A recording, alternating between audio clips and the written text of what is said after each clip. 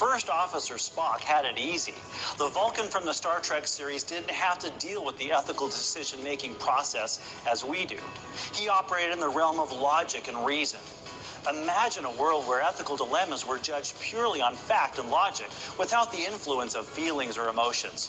It might make for a cold-hearted world, but maybe Spock was onto something. We non-Vulcans interpret the world and events around us almost exclusively through feelings. The good, the bad, and the ugly. All are interpreted in the affective area of our minds. You could say that sometimes we feel too much. Let's face it, there are times when we feel more ethical than other times. Some days we're on top of the world, and other times we feel like our world is on top of us. Our goal in making sense of ethical situations is to come down somewhere in the middle where we maintain a healthy balance between logic and feelings in an ethical crisis. First, ethics is not just a feeling. You may feel strongly about an ethical topic, but those feelings are rooted in a principle somewhere. Ethics is a system of right and wrong based on moral absolutes. Absolutes are absolute. There might not be a lot of room for feelings. In fact, the more you rely on feelings, the more conflict you'll have following these moral absolutes and principles. Herein lies the problem.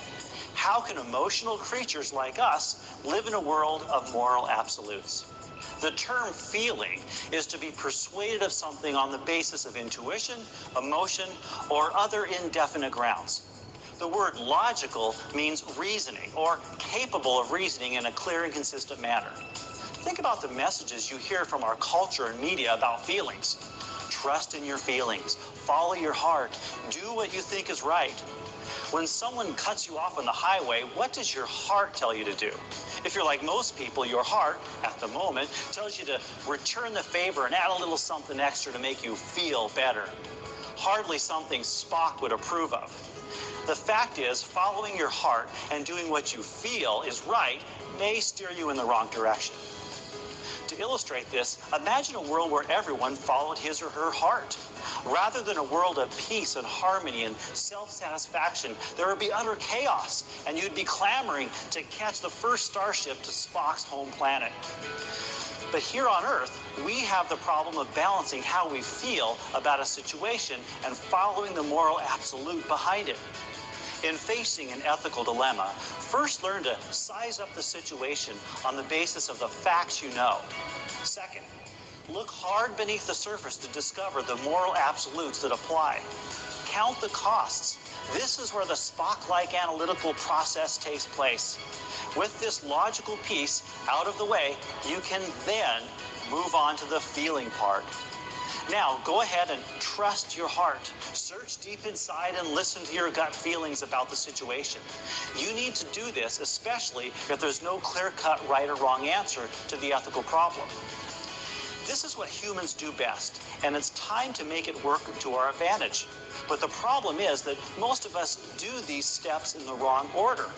Unfortunately, we react emotionally and then are stuck defending our position to the end. Being able to make this process work shows a high level of maturity, courage, and intelligence. Truly brilliant leaders have become masters of balancing logic, principles, and emotion. Employees who do this rise to the top of their profession. The world is full of people who live from day to day on feelings and not convictions. Anyone can wake up in the morning and go through life making easy choices based on what feels good. Realizing your full potential is not necessarily about what makes you feel good today, but what will sustain your work and life for the years to come. Feelings may be here for today, but principles will see you through tomorrow. Being a bit Vulcan, pointy ears and all, certainly might help with daily ethical decisions, but thriving in your job requires a healthy balance between managing your emotions and basing them on ethical principles. Of course, we could certainly use a little bit more Vulcans on the highway.